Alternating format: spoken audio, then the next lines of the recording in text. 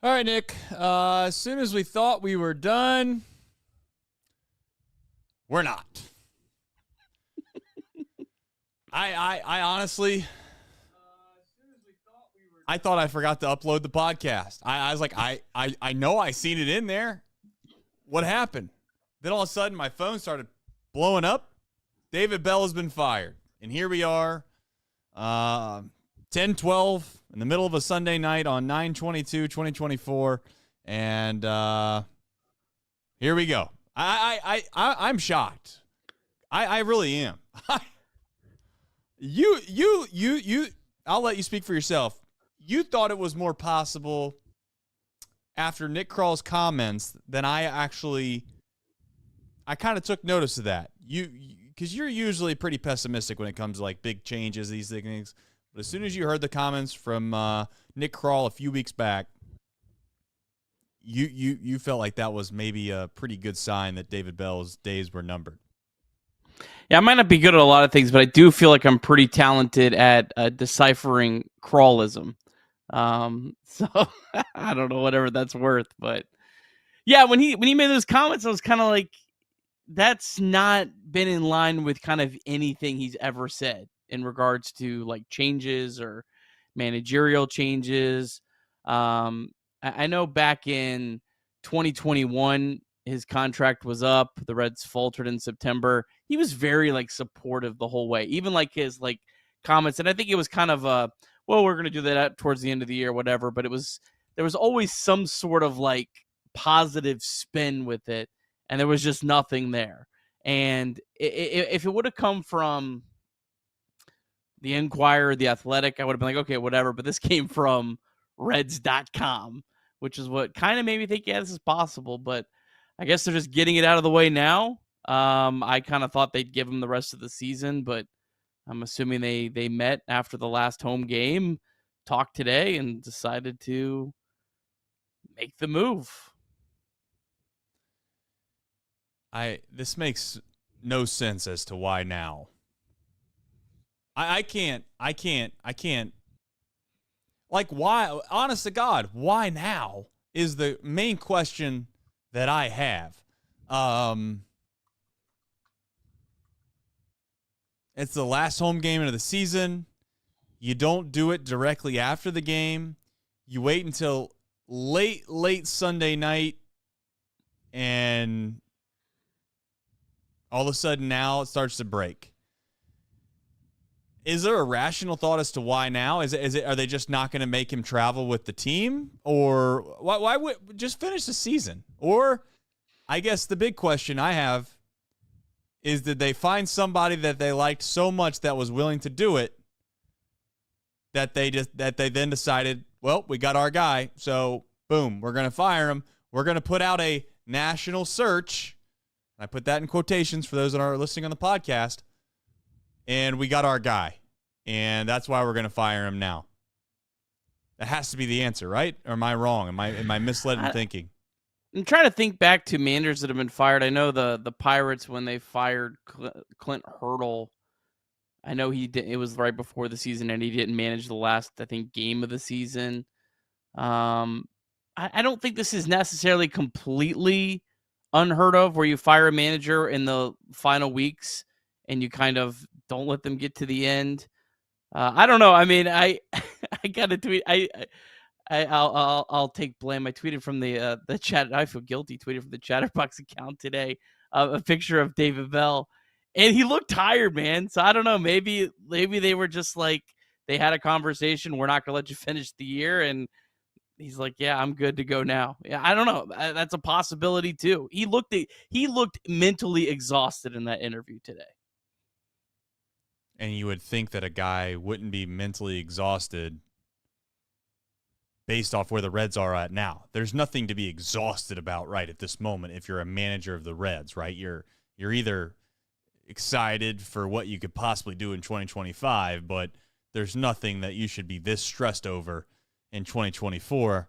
And it's really also, I would like to be open and honest in saying it is incredibly dumb to think that David Bell's job was on the line based off of how these guys that aren't big leaguers performed at the end of 2024.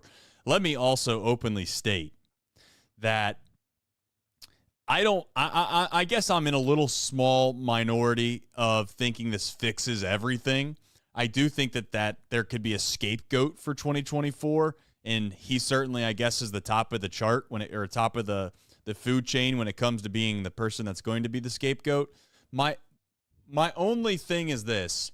If there was one criticism I had of David Bell, I just felt like there were times to the media and to the public, and even certainly maybe his persona at times outside of the lines, because oddly enough, when he would argue calls, it wasn't the same persona that we had seen in the post-game press conferences. I just need a little more charisma. I need a little more oomph in regards to being, excitable. But having said that, that has no. I don't know if that automatically adds up to wins and losses. It seems like the players liked him. Okay, it did seem like the players liked him, and he did overachieve last year, and we were all relatively happy with him. He got extended for all things, Nick, and then 1 year later he's canned as the Reds manager. So it just shows you how tough of a business this can be at times. But more importantly, I guess for my perspective is, how much does the philosophy change from what David Bell was preaching to whatever the next person's going to preach? Because more or less, the manager is nothing more than a CEO. They're not going to make a huge difference on the day-to-day touch points of a Fortune 500 company, but they definitely can have an impact on the overall culture and the belief. And let's face it, this franchise needs some semblance of a winning culture because they've not had a consistency of winning all that often. It's a pretty good job to walk into if you're a manager wanting a job next year. David Bell didn't win a whole lot. I think that we've talked a lot. I think that majority of that was not his fault. I think even I would think most of his biggest detractors, when they look at the teams that he had outside of maybe 1 or 2 years, would say like he wasn't really set up for success in the majority of his tenure in Cincinnati. I mean, you're coming into a spot where you've got a team that has a lot of really, really good young talent, a team that I believe will bounce back next year and is set up well. So it's a very attractive job. To your like earlier point about, who they might have in mind. There's one guy that comes to mind to me that I've been thinking about, and this is if he's still interested in managing again, that I feel like I think the Reds would fire David Bell, or if they fire him earlier than they would have because they like a guy, and that's Terry Francona. I don't know if he's interested in getting back into managing again. He had a lot of health concerns, but I do know he does love the Reds organization. Obviously played for the Reds. His dad played for the Reds. I know he's close with Marty Brennaman, just as from our time out in Arizona. Yeah. That's the one guy that, if I'm thinking of a guy that, okay, this is a guy that they feel like they could get, that they would maybe make a move for now. Well, I'll push back on that a little bit. I'm speculating. I would just say this, based off the conversations we had in spring training with the folks that you're talking about right now, it had sounded like that retirement was going very well for Mr. Francona. So well that he lives 40 minutes from all the complexes, even of the complex from the team that he used to manage, and he had made 0 appearances because he just, to quote, was over that, is I think the words that were used. Now, this is a long year, right? You have spring training, and then you have all year long, and maybe he gets the bug. I'm not downplaying that for any single second, but I do know for a fact, out of the horse's mouth, that during spring training time frame, he had 0 interest in getting in the game of baseball again.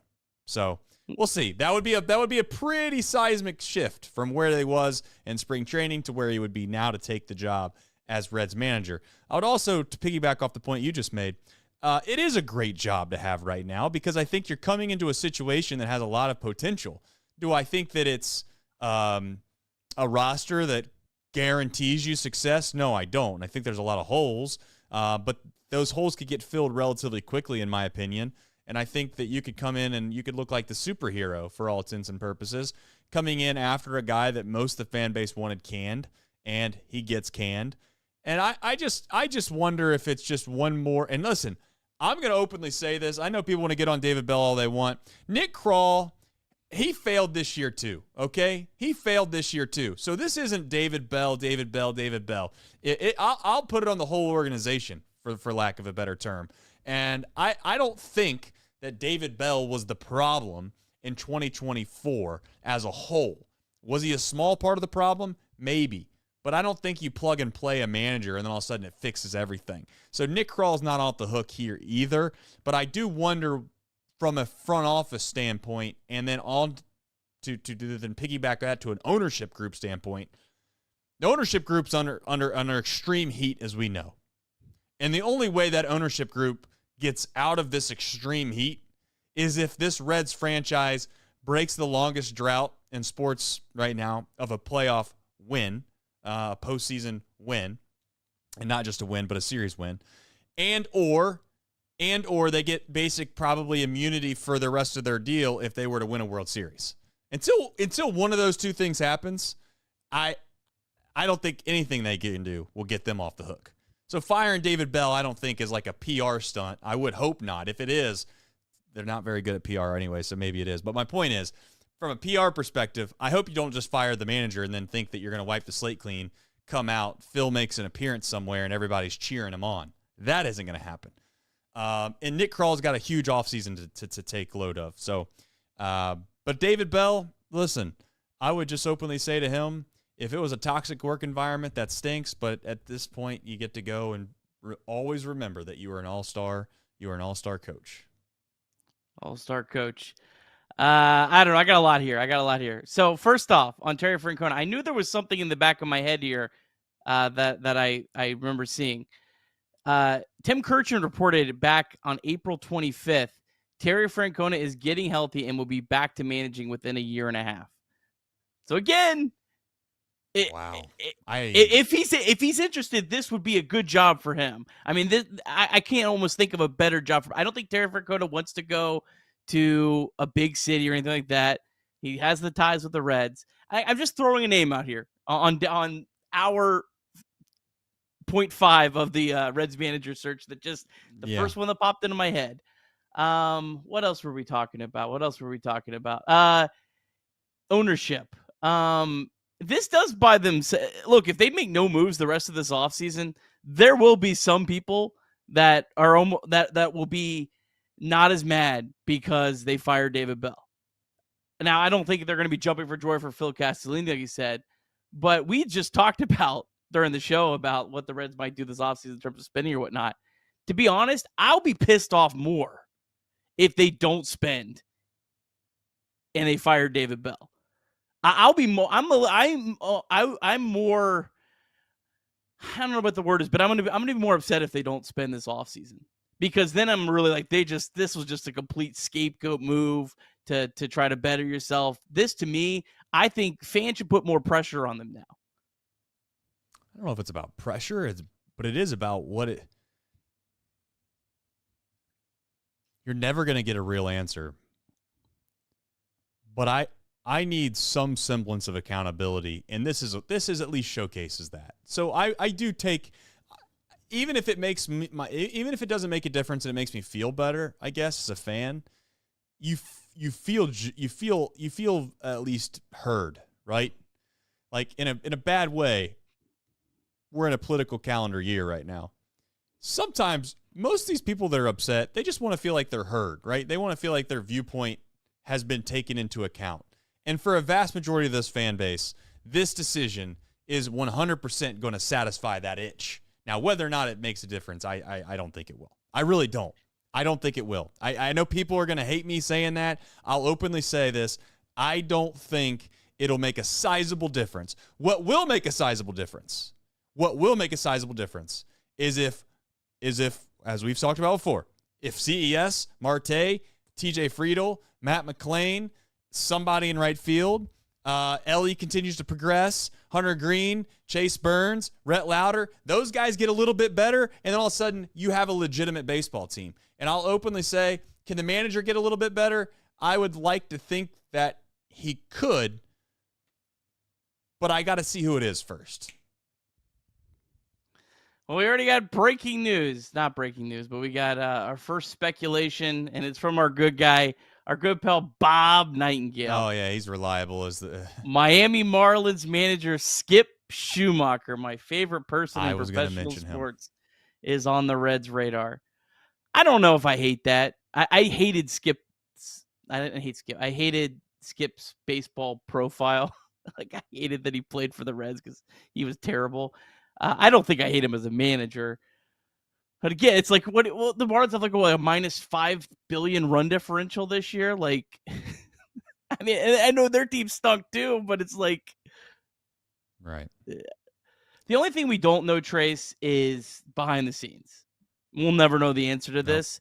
The only way it changes anything, Trace, is if he had completely lost the clubhouse. If it was, beyond repair, if there was bad habits being displayed, and again, I don't think that's the case, but that's the only way it'll change anything.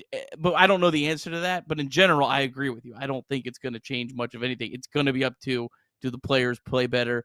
Do the Reds get better players in their organization, et cetera, et cetera? All right, I'm going to ask the chat the same question I'm going to ask you. Do the Reds have their next hire already secured? Yes or no?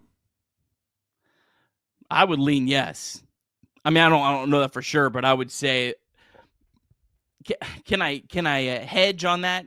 Can I say they have a good idea of who their next hire is going to be?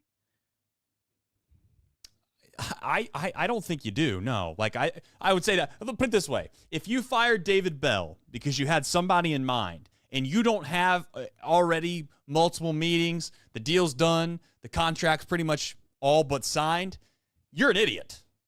You quite frankly, you are an idiot.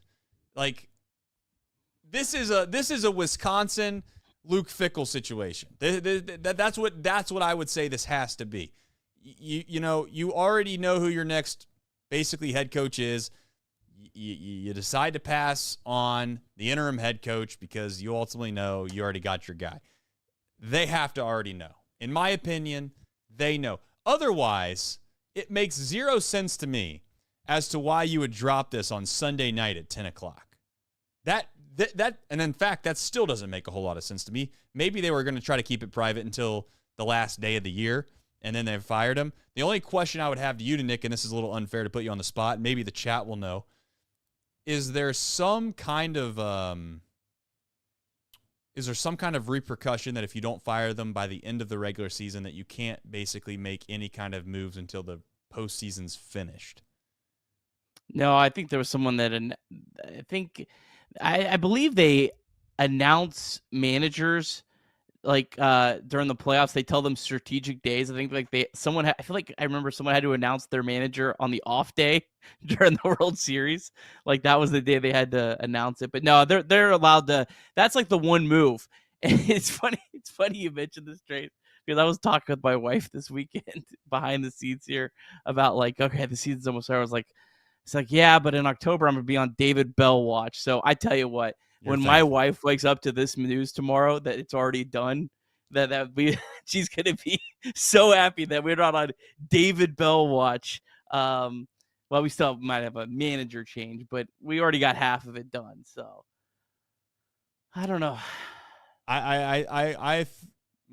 You thought of Terry Francona first. I actually thought of Skip Schumacher first. Why?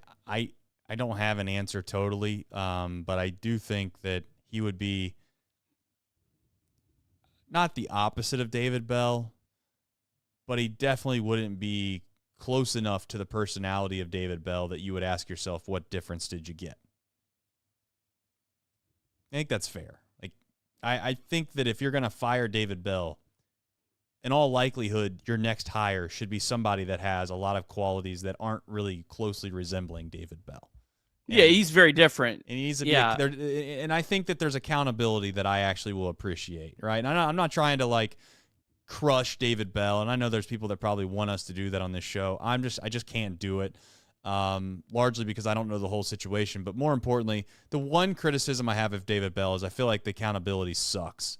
And maybe that's the most important thing of a manager, so I'm kind of telling my tale sign of how much I really love David Bell. But I do think that the pro of David Bell is that he was very, very, very prepared. More times than not, from an analytical perspective, he was prepared in a game to know what to do. However, when it came to holding guys accountable, it seemed like that leash was far too long for me, especially for young players that I don't think they deserved as much of a leash as they got. And I don't know who was making those ultimate decisions, but the bonehead plays that we had gotten to watch on the base pass from time to time, not knowing how many outs there were at times, those are the types of things I could say. If you want to take a guy out in the middle of a game to prove a point, or at least put some pressure on the rest of the team to know, hey, we need some accountability here. We need to be on our A game, or else we won't play. I can buy into that. I genuinely can. As far as a X's and O's thing, he didn't handle the bullpen well, or he should have brought in a pinch runner here, whatever. Those are the things that I kind of roll my eyes at, Nick. Yeah, I mean, I think Reds fans would love Skip Schumacher a lot more. I mean, go watch his press conference or his post-game presser talking about pitching to Shohei Ohtani with his position player. That's the kind of thing that I think Reds fans crave, to be honest. I think they want those kind of sound bites. I don't think it moves a whole lot, moves the needle, as I like to say, in terms of actually wins and losses. But I think there would be a lot of people to be very refreshed to hear Skip Schumacher's tone post game after losses. But I mean, we also have to throw out the possibility here, Trace, as much as I think me and you are both against it, that Barry Larkin is still an option. I don't think they're going to do it, but you can't not say that it's a possibility, because he's made it clear that he's interested in that. I agree. And he's, 50 feet away from the dugout already. He also, let's also be very clear, his last day on the job was today. Yeah, he doesn't do road series. So, I don't know. I thought about that immediately. I was trying to think of why today. I don't know why, but that was my first thought. I kept thinking, what the hell are we doing on a Sunday night this late of just popping out news like this? It doesn't make any sense. I just don't get it. I don't know. As far as Barry Larkin goes, I'm not gonna. I'll say this. I don't want to hold him to the judgment that I have of. I don't want to have the judgment of what he did in the booth, because I don't think he's great at broadcasting, to then transition to what I think he could do as a manager. To be very fair to him, I do think, I will say to your point, Nick, and I know you've said this out loud before, I don't want to throw you under the bus. Preparation, what seems like preparation from a broadcast perspective, seemed lacking. There were times where it's like he's got to know these things. Like he can't be asking people if this person did XYZ as the broadcaster. Like, you're getting paid to do this. Having said that, Nick, maybe his heart's not in it. Like, if your heart's not in it, to be fair, sometimes it can be hard to prep. And maybe this is the job that would allow him, or allow you or everyone else to see what Barry Larkin's full preparation would look like as a manager. You don't want it. I don't want it. I do not want it. If they do, look, I'll give him a clean slate, and I will, give him every chance to succeed. I feel like whoever's the Reds manager deserves that, no matter really who it is, because there's so much of a managerial job that we don't know about, Trace. Like, that's the thing that I've always tried to harp on. There's so much of this job. We only see the post-game press conferences and the pitching changes. That's such a small part of a big league managerial job. So look, if he is, I give him the benefit of the doubt, but I'll make it very clear right now, I do not support that whatsoever. I think that'd be a massive mistake. The age-old question, and this is a fair argument, is would you rather have your manager be a person that is very good culturally, can hold people accountable, can motivate people, can for lack of a better term, manage egos and do all those things.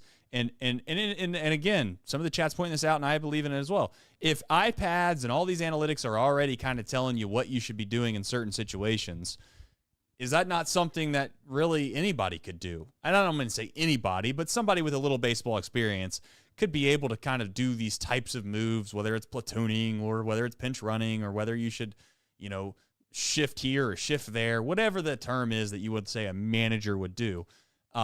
You could argue anybody could do that.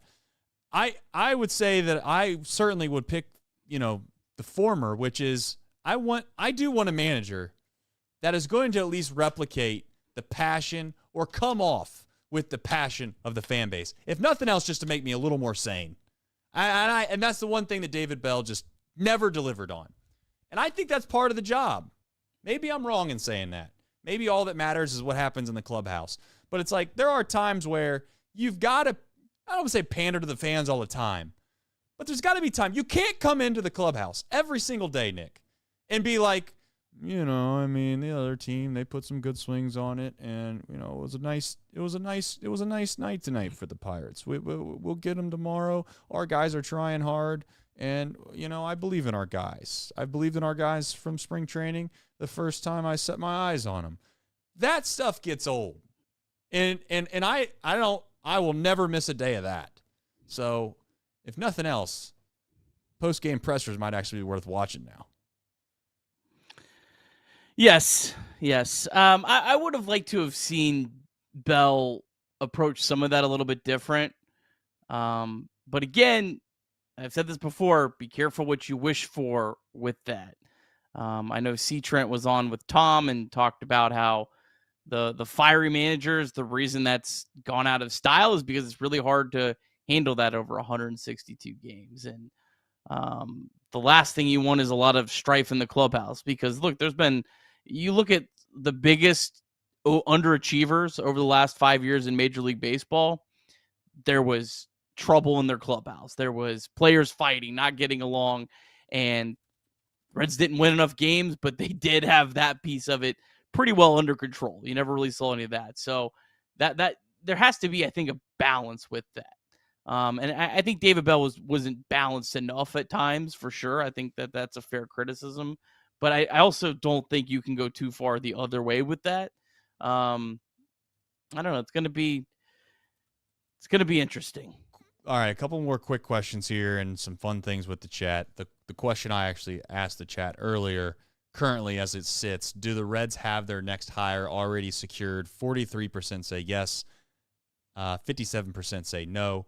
The next question I have is, would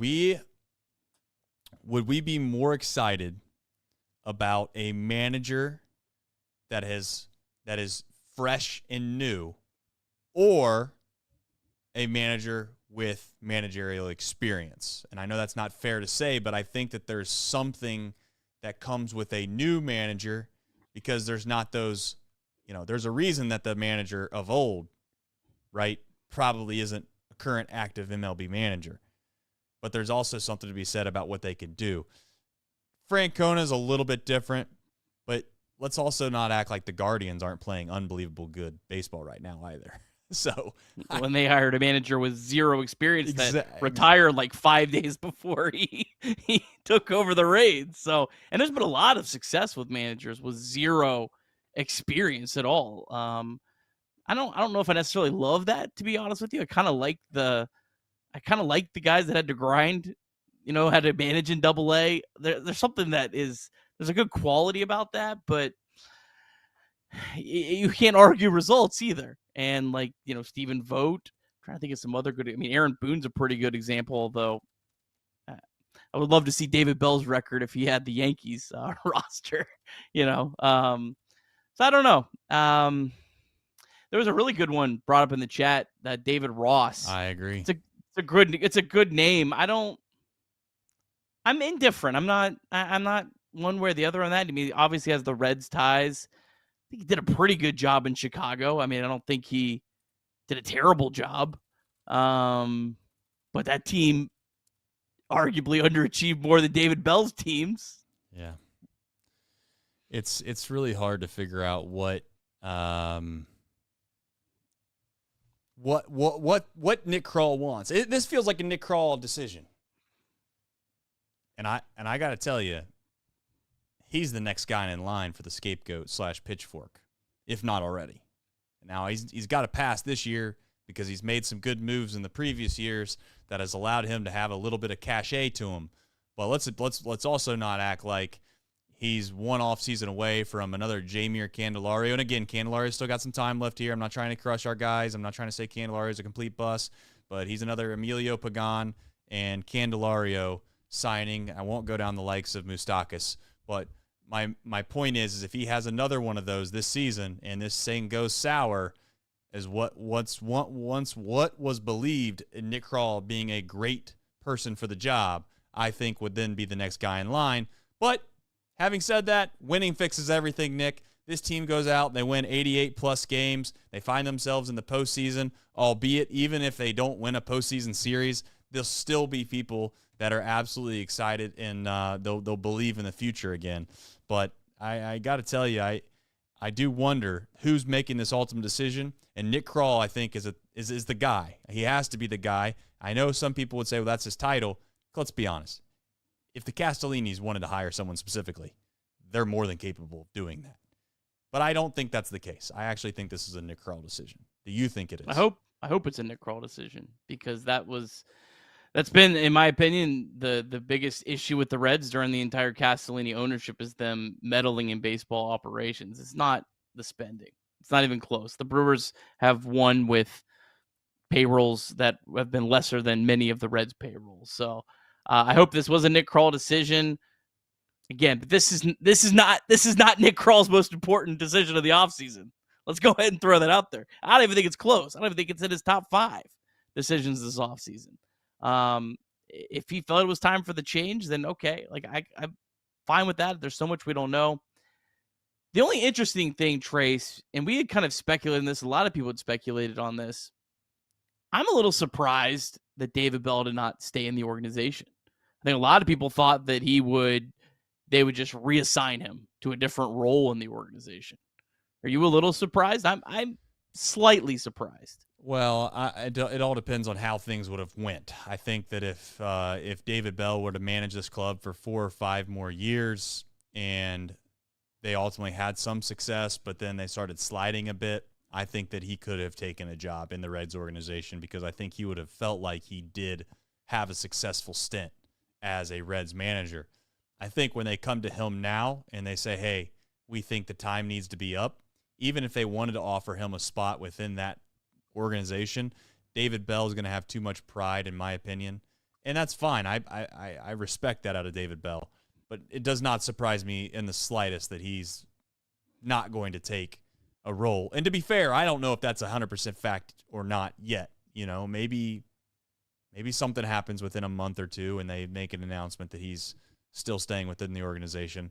I would highly doubt that he's come out and said anything as of yet what his decision or what his plans are going to be.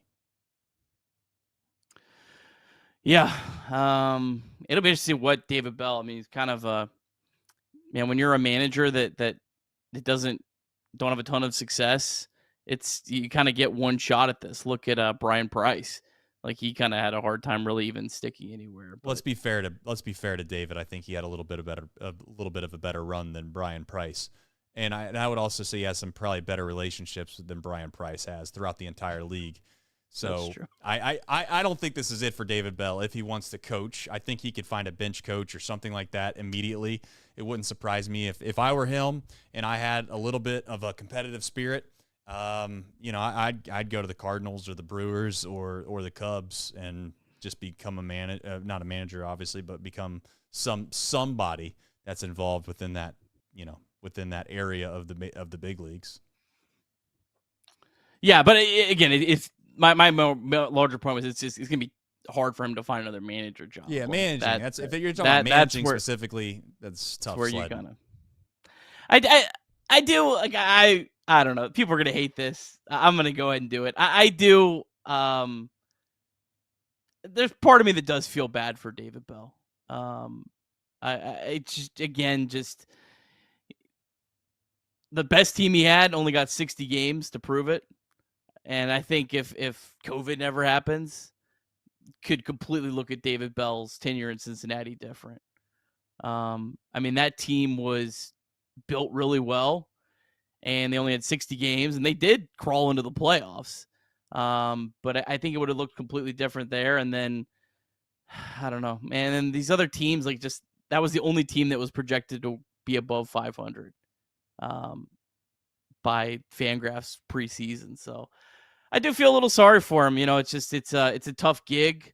I wish it would have worked out because, I know me and you both got to interview him this offseason, and he seemed like a good guy that really wanted this to work out well, really wanted to win for Cincinnati. So that part of it does stink. And I don't know. I'm not out here celebrating it. It's fine if other people are. I'm not going to tell you can't. But I do feel a little bad for him that it just, the margins pretty small between success and not in these type of jobs. I'm not going to feel bad for him. He got paid handsomely to do a job that many of us would love and dream to do. He earned the ability to go and do that. For those that are acting like he only got the job because of his family and all those things, I'd venture to say, well, he played in the big league. So I'm just not going to fall into that line of thinking. However,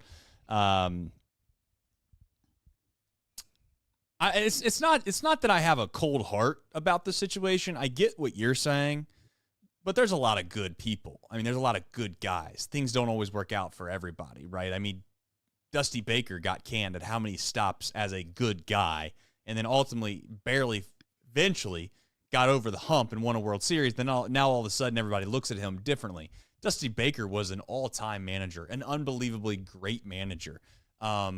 It just so happens that sometimes it doesn't work out. Like the team that you have that you had thought you were going to go into the season with, it for David Bell, it failed him.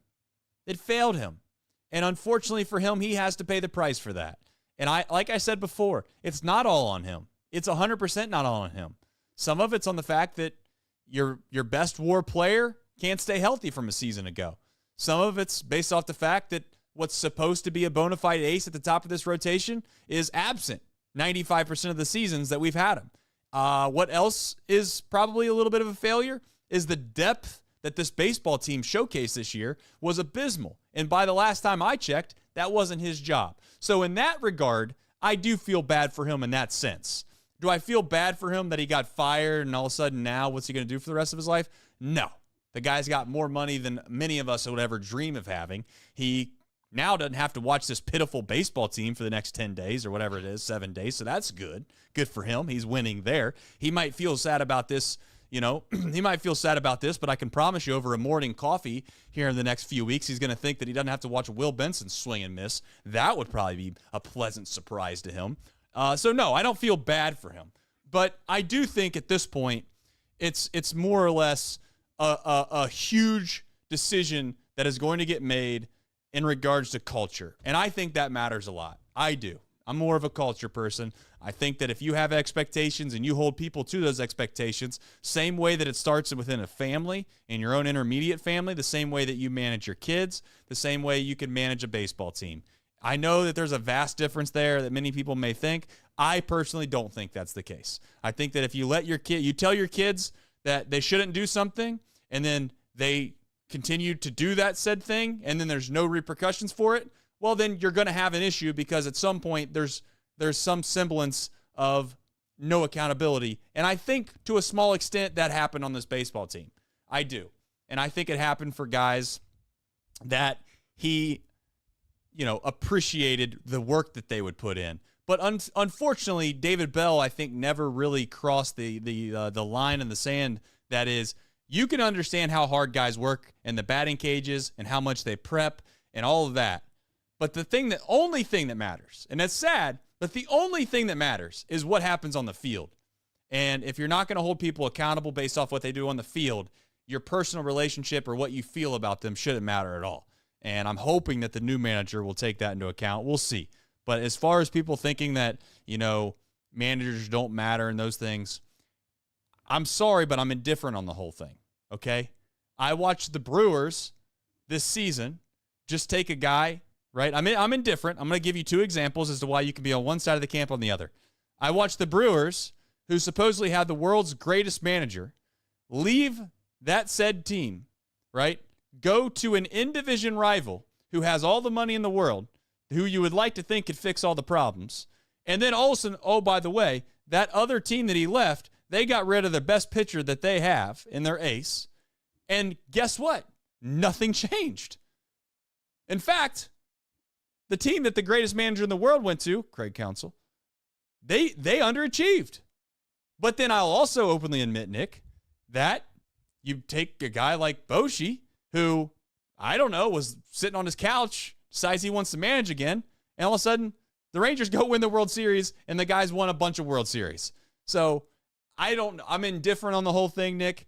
I think it is a very, very a prerequisite to have a good team, and maybe that was Nick Krall's line of thinking. And the final point I'll make on all of this is Nick Krall maybe thinks the time to strike is now.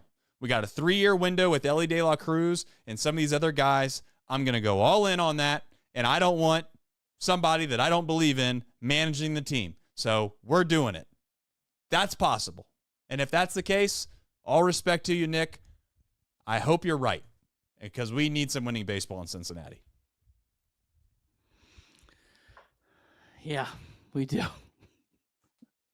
I don't want to be doing these shows in September again next year, Trace. Oh, it's abysmal. It's not even. It's just that we deserve better. That's all I have for it. And I don't care who you want to blame. We can tell the blame game all day. We've talked about this before, Nick. You want to blame the ownership group? There's a lot of merit to what you're saying. You want to blame the front office for some of the decisions they've made? There's a lot of merit there. There's a huge gap, okay, between the depth that we have at the major league level and what's next. There's a massive gap there. So there's some blame that goes away there, and then there's of course some blame at the big league level. And like it or not, David Bell just happened to be the guy that had the job this season. And Joe Torre could have been managing this team. And I got news for you: if you're running out Will Benson and Rhys Hines and Fraley, although I love him, the season that he's had, for the most part, with all due respect, Marte for half a season. You could put Sparky Anderson back there, and this team isn't doing all that well. Now, doesn't mean I don't believe that David Bell had some problems. So, only other name that I find interesting as I'm just kind of thinking through these is, but it doesn't really make sense with the timing, would be Aaron Boone if the Yankees have a first-round playoff exit. I would think he probably gets fired. I like Booney.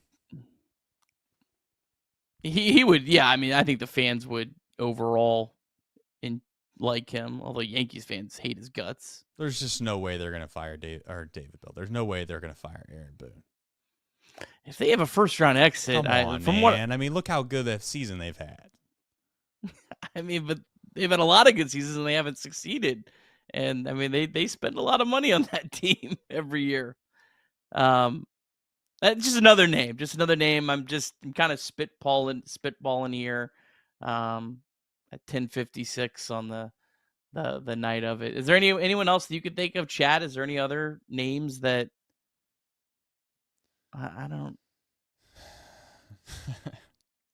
I liked Gabe Kapler. No, I do wonder. Can I say something? I do wonder if there's some guys that have jobs in other places that have had success, and I'll openly say this, that I will 100% say that it was 100% the correct move no matter what if they go out and they get Kevin Cash. I'm just saying, you know what I'm saying? I know you're going to think I'm crazy, but if you're Kevin Cash and you're looking at the roster set and you're asking yourself, what more could I do here? I mean, there's only one place to go at this place, in my opinion, and that's down. You're playing in a division that's unbelievably difficult. You want to go over here where we play in the Central and we don't really have any team that looks like they're going to be overly dominant for the next few years. And, oh, by the way, we might have one of the best players in the whole entire league, and we're willing to go out and cover these gaps. I'm just saying. And I know that sounds crazy to most people. But if you have some guts, you have a little bit of kahunas downstairs, you call that man first. That's the number one call. And then you tell him, don't be an idiot, right? I need you to jump on Netflix. You're working at Blockbuster, brother. Okay? Jump on the Netflix train, and we're going to ride it right into the World Series in 2025, maybe 26 if 25 doesn't go well. That's the sales pitch I'm doing. That's the first name that I've saw or heard all night that actually excites me a little bit. The Reds could pay Cash, I think, a little bit more too than the Rays could pay him. Yeah. So, that would make a lot of sense. That's a good one. I like that. That's all I got for you. And if it's not him, then honestly, Scott Service was mentioned. That's a pretty good name. That's just a name that I'm not saying I don't think I'd love it. I don't think I'd hate it. I'm kind of indifferent, but did have some pretty good success with the Mariners. Just got fired. That's a name that I think would fit. And when you're talking about guys, so that was a good one. Whoever brought that one up in the chat. Yeah. Otherwise, listen, I appreciate everybody. If you don't mind, like the stream if you haven't already. Final kind of talking points here before we close the show up. Do you want a manager with fresh, new, high upside, or would you rather have a manager with history, whether that's good and or bad? 56% say they would prefer fresh, new, high upside, never have done it before. That's kind of surprising to me. 44% say they want somebody that has been a manager previously. A couple super chats here really quickly before we wrap things up. Player, formerly known as, of course, Mouse Cop, says, let me be the first to offer the vintage Extend Bell t-shirts from Chatterbox to the chat for the low price of $69 and free shipping. Hey. And then David Bell for $4.99 says, is my firing interrupting some plans of yours, Trace? ? I don't know. Thanks for David Bell being in the chat. I mean, that's really nice of him. So, as far as the plans go, yeah, I was going to bed. I mean, quite frankly, you called me, and I was like, what the hell? Nick's calling me? So, sure enough, I didn't get to answer it. I didn't get to answer it in time, and then you text me immediately and said, David Bell, fired. I was like, oh. I think I've called you like 3 times. Ellie getting promoted. Yeah. David Bell getting fired. Everything else is text. Yeah, I don't know, Nick. Listen, I don't know if there's any other talking points to run through. Otherwise, I think that we could probably formulate some better thoughts as we move forward in this whole situation. But I would say the short list, right? If there were betting odds on this right now, we will go Skip Schumacher, I think, is the highest. If I had to guess, that would probably be the best, probably probable odds. We'll put Francona on there just because you want there to be on there. And you brought it up first, so Francona will be on there. I think Barry Larkin will be on there. And I am gonna put Cash on there because I think that makes the most sense to me if I was trying to run the Reds. I don't go out and make these moves in the middle of the night telling people they're fired unless I finally have been meeting with somebody for the last 4 or 5 days and we came to an agreement and he said, well, I need to make sure that you're serious about this before I go tell my bosses. He said, I got something serious for you. Watch this. We'll see. Yeah, I like those odds. I think Cash is a nice little plus 100, little value play there. Plus 1,000, not 100. So plus 100, that sounds great. Yeah. Great for Vegas. David Ross should be on there as well. Thank you to Craig, as always. Yeah. Even he's not on the show, he's still producing on the show. So David Ross is on the list as well. I'd put Ross ahead of Larkin. I think I would go Schumacher, Francona, Ross, Larkin, Cash, Field. Scott Service has got to be pretty high up there. I put Scott Service maybe even with Larkin. Okay. Well, nobody really knows, do we? So, every name in the book is being thrown out by the chat, so I can't go through all these names, folks, but I do appreciate it. I don't think Joe Madden, he's been out so long, and it seems like he kind of burned a few bridges on the way out from some of his comments and stuff. So I don't think he's serious. Craig's bringing up this guy, Kai Correa. I guess he's with the Guardians. I'll see if I can find out any intel this week while I'm at a Progressive Field on Tuesday and Wednesday. Ton of names, a lot of catchers, a lot of former catchers. A lot of political characters. Yeah, a lot of everything. But, hey, another late night edition of Chatterbox Reds. Didn't see this one coming from a mile away. Hopefully everybody enjoyed it. If we can be somewhat entertaining, somewhat critical, somewhat, realistic about what we're going to be looking for. Don't know, what would you say the over-under date timeline is on when they actually announce the new Reds manager?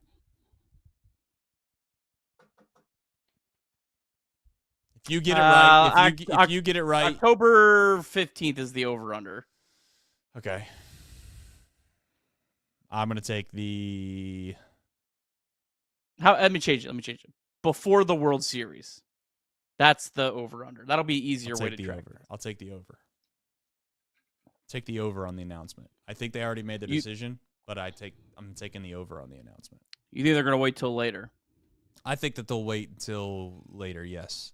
Is this a good time also to say I don't want to spread false rumors, but I'm also fairly confident that and I really hope I don't get in trouble for this. I'm not going to out anybody, out any sources, but I'm fairly confident that Reds Fest is not a thing this year. So they don't have to worry about that either. I didn't know that. Look at you. I don't think anybody Big J knows journalist.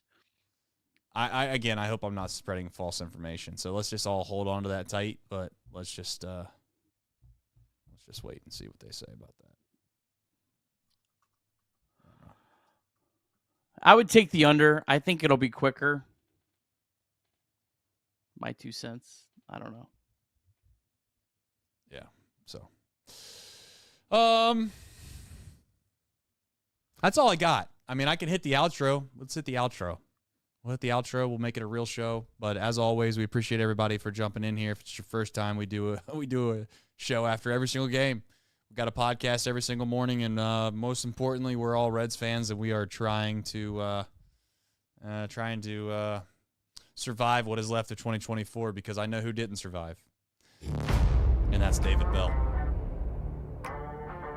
I got to be honest, I didn't see it coming from a mile away, but sometimes those are the best surprises in life, right? When they just hit you when you never expected it. I'm not gonna celebrate another man losing his job. I'm sorry, I can't do it. But I will openly admit that if we don't have to listen to a guy mumble through post-game press conferences anymore, then I'll tell you what, right now, I will be extremely excited that we will never have to do that again. And hopefully the next manager will speak loud enough into the microphone that they won't have to turn the gain up so loud that you can hear the computers clicking on every journalist in the building.